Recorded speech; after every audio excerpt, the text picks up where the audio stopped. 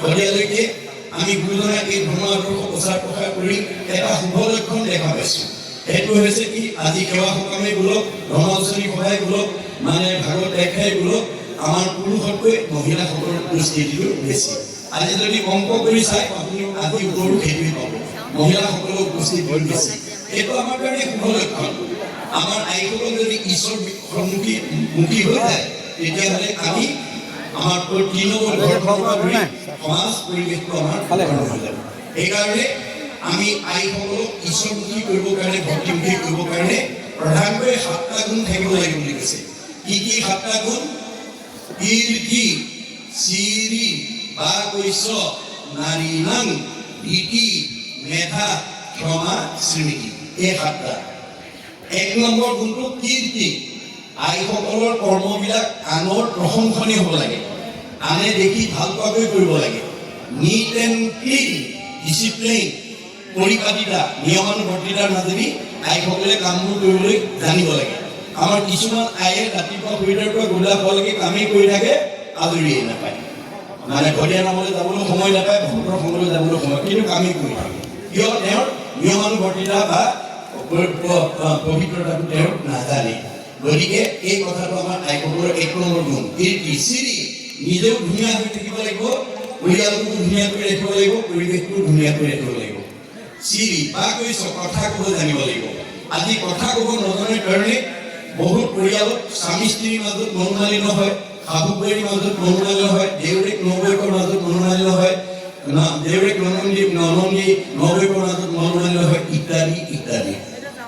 আমাৰ আইসকলে যদি কথা ক'ব জানে সেইখন ঘৰত, সেইখন পৰিয়ালত, সেইখন সমাজত, সেইবোৰ পৰিৱেশত কেতিয়াও মনোমালিন্যৰ সৃষ্টি হ'ব নোৱাৰে। আমাৰ আইসকলৰ কথা কোৱাৰ পদ্ধতিটো কেনেকুৱা হ'ব লাগিব? সত্য, প্ৰিয়, হিত। সদায় সঁচা কথা ক'ব লাগিব। সঁচা কথা কোৱা মানুহে কালৈ ভয় কৰিব নালাগে, সাহসেৰে কথা ক'ব পাৰে, মূৰ তুলি কথা ক'ব পাৰে। আৰু মিছা কথা কোৱা মানুহবিলাক সদায় তললৈ মূৰ কৰি থাকে, ধৰা পৰাৰ ভয় কৰে। আপোনালোকৰ সঁচা পৰিয়ালত সঁচা কথা কোৱাজনলৈ মিছা কথা কোৱাসকলে সমী কৰে। সমাজত সঁচা কথা কোৱাজন মতা মানুহে হওক বা মাইকী মানুহে হওক, তেওঁলৈ মিছা কথা কোৱাবিলাকে সমী কৰে। গতিকে আমি সদায় সঁচা কথা ক'বলৈ যত্ন কৰিব লাগিব। আৰু কওঁতে কেনেকুৱা কৰিব লাগিব? প্ৰিয়, শুনিবলৈ ভাল পোৱাকৈ ক'ব লাগিব। আৰু কোৱা কথাটোৱে হিত, উপকাৰ কৰিব লাগিব। আমাৰ কথাটোৱে বা শব্দটোৱে বা বাক্যটোৱে উপকাৰ কৰিব লাগিব। কাৰণ শব্দ ব্ৰহ্ম, ৱৰ্ড ইজ গড, ই অবিনাশী। ধেমালিতেও আপোনালোকে ল'ৰা ছোৱালীক সাও সপনি নিদিব। ছোৱালীজনী বৰ বদমাছ, ল'ৰাটো বৰ দুষ্ট, এনেকুৱা শব্দ প্ৰয়োগ নকৰিব। কাৰণ আপুনি যি উদ্দেশ্যে প্ৰয়োগ কৰিব তাৰ প্ৰতিক্ৰিয়া হ'ব। সেইকাৰণে দাৰ্শনিক পণ্ডিত, শিক্ষাবিদ পণ্ডিত, মহাপুৰুষ গুৰুজনাৰ দৰ্শনতে, বেদৰ দৰ্শনতে আমি কেতিয়াও ধেমালিতেও মানে বেয়া শব্দ ক'ব নালাগে। আমাৰ উদাহৰণ দিছে, আপোনাৰ মুখৰ আগত সিংহ অপমান কৰি আছে, আপুনি ধেমালিতে অমৃত বুলি বুটলি খাই দিলে। বিহে ক'ব নেকি তেওঁ ধেমালিতে খাইছে বেমাৰ বুলি? বিষ জানিয়ে খাওক বা ধেমালিতে খাওক, বিহে মানুহ মাৰিবই।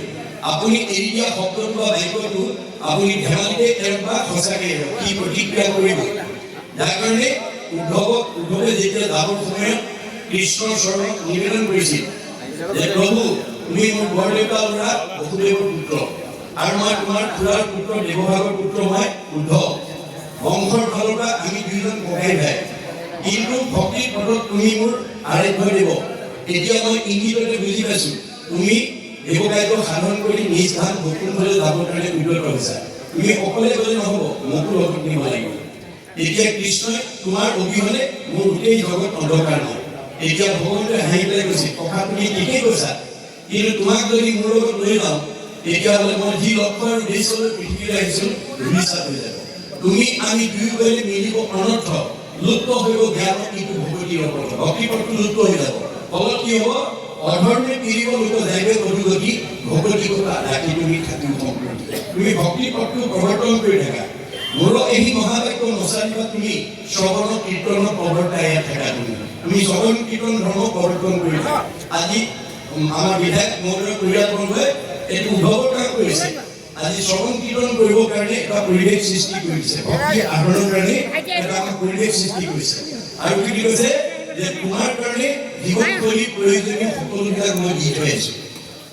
তোমাৰ কাৰণে পুণ্যভূমি প্ৰতিষ্ঠা কৰি থৈ আহিছোঁ, তোমাৰ কাৰণে তীৰ্থস্থান প্ৰতিষ্ঠা কৰি থৈ আহিছোঁ, তোমাৰ কাৰণে সত্ৰ প্ৰতিষ্ঠা কৰি থৈ আহিছোঁ, তোমাৰ কাৰণে বৈকুণ্ঠ প্ৰতিষ্ঠা কৰি থৈ আহিছোঁ, আৰু প্ৰয়াণৰ পিছত তোমাৰ মাজতে থাকিম।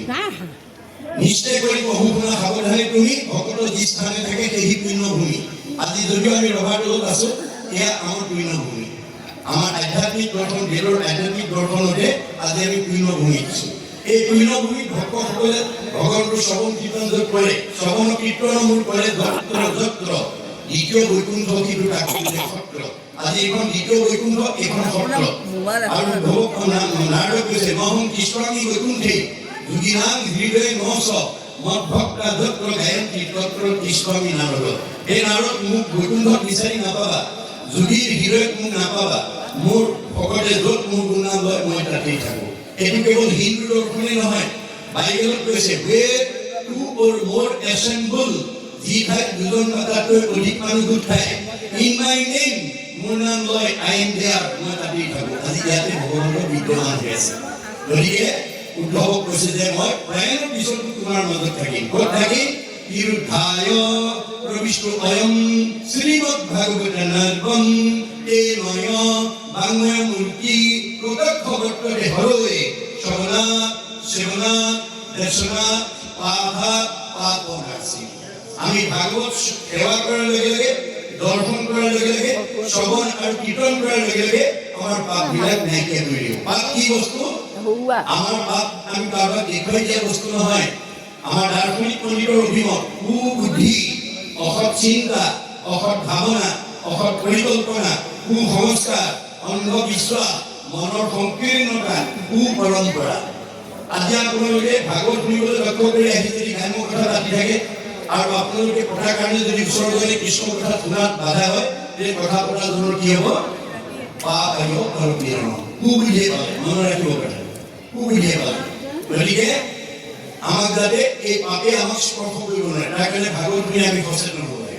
কুপৰম্পৰা, আজি আমাৰ সমাজত বহুত মানুহে পৰম্পৰাকে ধৰ্ম বুলি মানি আহিছে, কিন্তু পৰম্পৰা ধৰ্ম নহয়। শংকৰদেৱে কৈছে পৰম্পৰা ধৰ্ম নহয়, পৰম্পৰা হৈছে এটা এটা সময়ত মানি চলা নিয়ম। ই গতিশীল আৰু ইতিহাসে আমাক সোঁৱৰাই দিছে যে আমাৰ উপৰি পুৰুষসকল যেতিয়া ঘৰ বনাব নাজানিছিল, সভ্যতাৰ বিকাশ হোৱা নাছিল, তেতিয়া আমাৰ উপৰি পুৰুষসকলে গছৰ পৰ্বতৰ গুহাত বাস কৰিছিল। যেতিয়া কাপোৰ বব নাজানিছিল, আমাৰ উপৰি পুৰুষসকলে গছৰ বাকলি পিন্ধিছিল। যেতিয়া জুইৰ ব্যৱহাৰ নাজানিছিল, তেতিয়া কেঁচা মঙহ খাইছিল। যেতিয়া পানী ফিল্টাৰ নাছিল, তেতিয়া পুখুৰী নদীৰ পানী খাইছিল। আজি খাব লাগিব নাখায়। গতিকে সভ্যতা বিকাশশীল, জগত গতিশীল, জীৱন গতিশীল, মানে সময় গতিশীল, যুগ গতিশীল, ধৰ্ম গতিশীল, পৰম্পৰাও গতিশীল। এই গতিশীলতাৰ লগত যাতে আমি ধৰ্ম আচৰণ কৰি আমি যাতে গতি পাব পাৰোঁ। কাৰণ মাধৱদেৱে সমস্ত মানৱ জাতিৰ কাৰণে মিনতি কৰি থৈ গৈছে। মিনতি বচন গুৰু সৰ্বজন তুমি ভাস্কৰ মৰ্ম আপোন কুশল চোৱা যেনে তেনে নেৰি বাহা যুগ ধৰ্ম। আমাৰ জীৱশ্ৰেষ্ঠ মানুহক আহ্বান কৰিছে। শংকৰদেৱে ভাগৱতৰ দ্বাৰা বিশ্বৰ মানুহক আহ্বান কৰিছে। তেওঁ যদিও অসম মাতৃৰ বুকুত আৱিৰ্ভাৱ হৈছিল, অসমৰ মানুহ বা ভাৰতৰ মানুহ সংঘ অনাসংঘ বামুণীয়া কীৰ্তনীয়া সত্ৰ সমাজক আহ্বান কৰা নাই। ভাগৱতৰ মাজেদি তেওঁ কৈছে বা নৰলোক হৰি ভজিব ধৰা ইটো উপদেশ এৰা আলোদাল জীৱা কটকাল ধৰা হৈল সৰগে। যিটো আহ্বানৰ ওপৰত সহায় জনাই মহামানৱ মহাত্মা গান্ধীয়ে মন্তব্য কৰি থৈ গৈছে। কি বুলি? But Shakdev was alone, able to do. Nowadays, the whole army of the English-knowing people cannot do. বিশ্বত যেতিয়ালৈকে যিমান বিলাক গুৰু আৱিৰ্ভাৱ হ'ল, শংকৰদেৱে বিশ্ব মানুহৰ কাৰণে যিমান অৱদান দি থৈ গ'ল, পৃথিৱীত কোনো গুৰুৱে দিব পৰা নাই। আৰু সেইজন গুৰু অসম মাতৃৰ বুকুত আৱিৰ্ভাৱ হোৱাৰ কাৰণে অসমৰ মানুহক তেওঁ ভূয়সী প্ৰশংসা কৰি থৈ গৈছে। কি বুলি? Assamese indeed fortunate, for Shakdev has 5 centuries back given to Assamese people an ideal which is also my ideal of Ram Rajya. মই যিখন ৰাম ৰাজ্য অসমত প্ৰতিষ্ঠা কৰা মানস কৰি আহিছিলোঁ, শংকৰদেৱে 500 বছৰ পূৰ্বতে এই ৰাম ৰাজ্য অসমত প্ৰতিষ্ঠা কৰি গৈছে। অসমবাসী সঁচাকৈ ভাগ্যৱান। গতিকে আজিৰ দৰে যদি আমি প্ৰত্যেক ঘৰতে এই আদৰ্শৰে যদি এনে অনুষ্ঠান কৰিব পাৰোঁ, তেতিয়াহ'লে আমাৰ সকলো জীৱ উদাৰ হৈ যাব।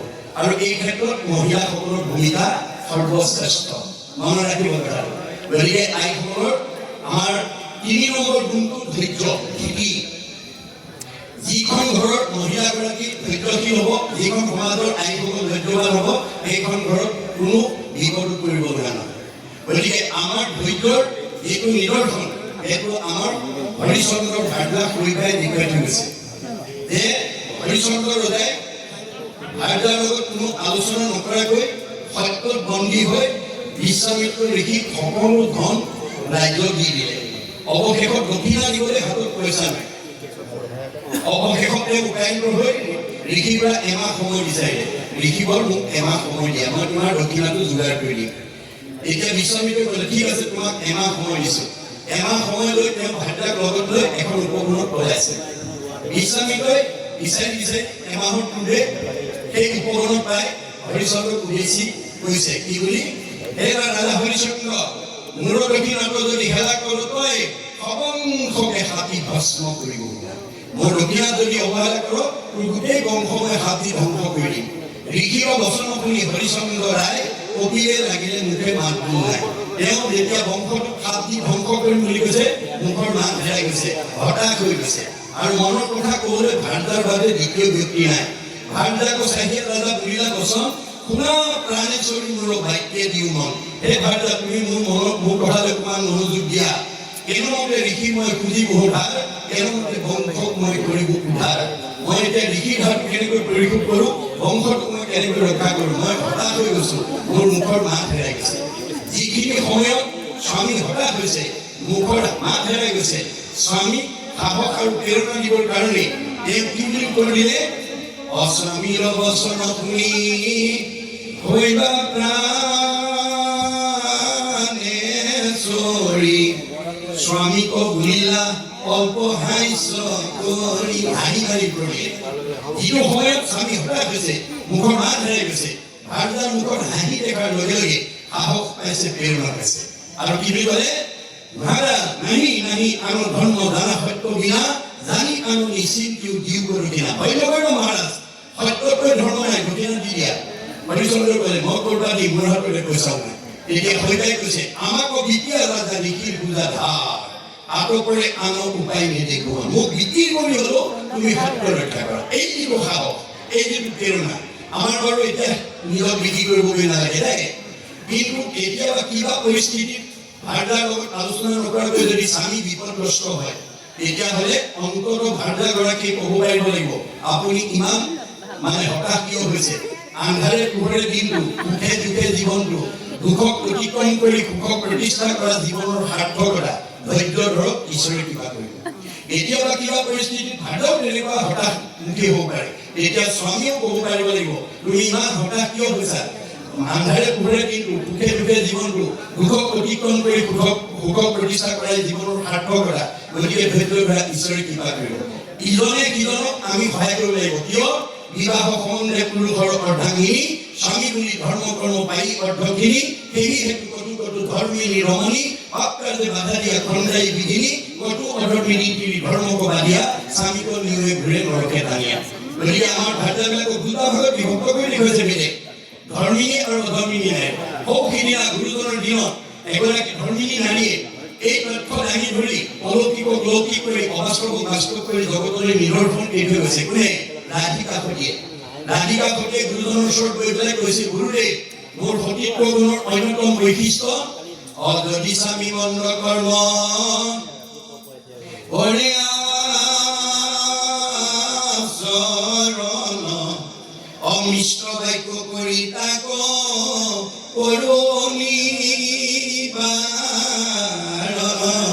গুৰুদেৱ মোৰ সতীত্ব গুণৰ অন্যতম বৈশিষ্ট্য মোৰ স্বামীয়ে যদি কিবা ভুল কৰা দেখো ভুল পথে যোৱা দেখো তেওঁক মই মধুৰ বাক্যৰে তেওঁক মই সেই পথৰ পৰা ঘূৰাই অনাৰ কাৰণে যত্ন কৰোঁ বোলে কিয় বিবাহ সম্বন্ধে পুৰুষৰ অৰ্ধাংগিনী মই বিয়া হোৱাৰ দিনাখনি তেওঁ অৰ্ধাংগিনী গতিকে পাপ পুণ্য দুয়োটাৰ অংশীদাৰ মই হ'ব লাগিব মোৰ স্বামীক পুণ্য কৰিলে আধা মই পাম আৰু পাপ কৰিলে মই আধা ভোগ কৰিব লাগিব গতিকে মোৰ স্বামীয়ে যাতে বিপথে গৈ যাতে পাপৰ ভাগি যাতে মই হ'ব লগা নহয় তাৰ কাৰণে তেওঁ বেয়া পথৰ পৰা ওলোটাই অনাৰ কাৰণে মই মুখ্যতম ভূমিকা লওঁ কেনেকুৱা ভুল পথলৈ গ'লে তুমি অগ্ৰাধিকাৰ দিয়া যদি কলি থকা ঠাইলৈ যায় কলি ক'ত থাকে আমাৰ কলি প্ৰথম স্কন্ধ ভাগৱতত কলিখিনিয়ে নিগ্ৰহ কৰোঁতে প্ৰধানকৈ চাৰিটা ঠাই দিছে মনত ৰাখিব নিৰ্গতি বুলন্ত কৰি টুকৰিলো স্থান জৈৱ খেলে যোৱা মদ্যপান শ্ৰী পঞ্চকুণা গৃহস্থৰ থাকে দ্বৈত এই চাৰি স্থান দিলো বংশ দ্বৈত প্ৰধানকৈ চাৰিটা থাকিছে মদ ভাং খোৱা জুৱা পতা খেলা পৰস্ত্ৰী আসক্ত হিংসা ধৰ্ম গতিকে মদ খোৱা কিয় বাধা দিয়া মাদ্য বিধত্তত মাধ্যম মদ খালে নিচা লাগে বুদ্ধিলম্পতি দ্ৰব্যম মদকাৰী কদম উচ্চতে মদ খালে সৎবুদ্ধি বিনাশ হয় অসৎবুদ্ধি পালে গতি কৰে গতিকে মোৰ স্বামীয়ে যাতে নিচাযুক্ত বস্তু খায় সৎবুদ্ধি বিনষ্ট কৰি অসৎবুদ্ধি পালে গতি কৰি পাপৰ যাতে অংশীদাৰী হ'ব লগা নহয় তাৰ কাৰণে মই সদায় অগ্ৰাধিকাৰ দিম বৰ সুন্দৰ হৈছে যোৱা পানী এটা তিনিটা কাঠি এপল পানী আৰু এপল মাটি দিব গ'লে ব্ৰহ্মপুত্ৰটা আনি টেম্পৰি জানি পেলাই দিয়াৰ লগে লগে বোৱতী নদী বন্ধ হৈ গ'ল সেই অঞ্চলৰ ৰাইজ বানপানী কবলৰ পৰা উদ্ধাৰ হ'ল আজিও সেইটো দান বৰদোৱা শান্তি দান হিচাপে চিহ্নিত হৈ ৰ'ল এয়া হ'লে আইসকলৰ মহৎ গুণৰ পৰিচয় দি থৈ গৈছে গতিকে আমাৰ আইসকল ভক্তিমুখী হ'বই লাগিব আৰু পৰস্পৰে পৰস্পৰক আমি সহায় কৰিব লাগিব এই তথ্য নজনা এই ভয়বাৰ দৰে গুণ বিশিষ্ট নোহোৱা আমাৰ এগৰাকী আইক যদি কোনোবাই তেনেকুৱা বিপদত পৰি তেওঁৰ লগত আলোচনা নকৰাকৈ বিপদত পৰি যদি কয়গৈ আমাৰ গৰাকীয়ে কি ক'ব আৰু ভাল হৈছে মোৰ লগত আলোচনা নকৰাকৈ কৈছিল আপোনাৰ আৰু হ'ব লাগে আমাৰ বহুতে জলাজুই ঘিউ ঢালি দিব মানে আপোনাক সাহস প্ৰেৰণা দিয়ক চাৰি আপোনাক জলাজুই ঘিউ ঢালিব লাগিব আমাৰ গুৰুজনাৰ দৰ্শন বেদৰ দৰ্শন যে আমাৰ পাৰিবাৰিক জীৱনত আমাৰ স্বামী স্ত্ৰীয়ে মানে জলাজুই নোহাবলৈ পানী ঢালিবলৈ শিকিব লাগিব কেতিয়াবা স্বামীক খং উঠিলে ভালদৰে হাঁহি মাৰি তেওঁক মানে খংটো উপশম কৰাৰ কাৰণে ব্যৱস্থা কৰিব পাৰিব লাগিব কেতিয়াবা কিবা পৰিস্থিতিত ভালদৰে খং উঠিব পাৰে তেতিয়া স্বামীয়েও হাঁহি এটা মাৰি তেওঁক যাতে খংটো উপশম কৰাৰ ব্যৱস্থাটো আমি জানিব লাগিব